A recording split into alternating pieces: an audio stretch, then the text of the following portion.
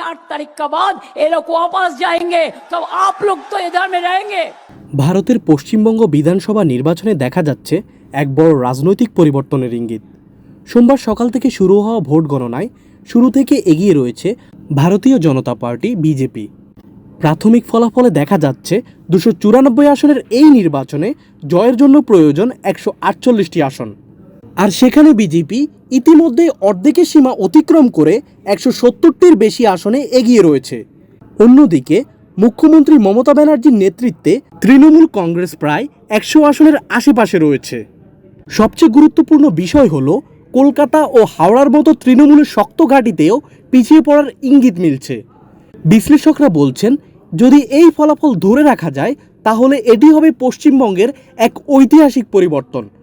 কারণ এর আগে এমন বড় পরিবর্তন হয়েছিল বামফ্রন্ট সরকারের দীর্ঘ 30 বছরের শাসনের অবসানের সময়। এদিকে শুধু পশ্চিমবঙ্গ নয়, ভারতের আরও কয়েকটি গুরুত্বপূর্ণ রাজ্যেও ভোট গণনা চলছে।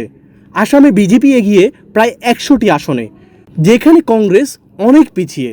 কেরালায় কংগ্রেস নেতৃত্বাধীন জোট এগিয়ে থাকলেও বাম জোটের সঙ্গে প্রতিদ্বন্দ্বিতা চলছে। আর তামিলনাড়ুতে সবচেয়ে বড় চমক, অভিনেতা বিজয়ের নতুন দল টিভিকে উল্লেখযোগ্য সংখ্যক আসনে এগিয়ে রয়েছে। এই নির্বাচনকে ভারতের রাজনীতির জন্য অত্যন্ত গুরুত্বপূর্ণ হিসেবে দেখা হচ্ছে, কারণ এটি প্রধানমন্ত্রী নরেন্দ্র মোদীর তৃতীয় মেয়াদের মাঝামাঝি সময়ে জনসমর্থনের একটি বড় পরীক্ষা। বিশেষ করে পশ্চিমবঙ্গে বিজেপির এই অগ্রগতি ধরে রাখতে পারলে তা শুধু রাজ্য রাজনীতিতে নয়, জাতীয় রাজনীতিতেও প্রভাব ফেলতে পারে। তবে এখনও চূড়ান্ত ফলাফল ঘোষণা হয়নি।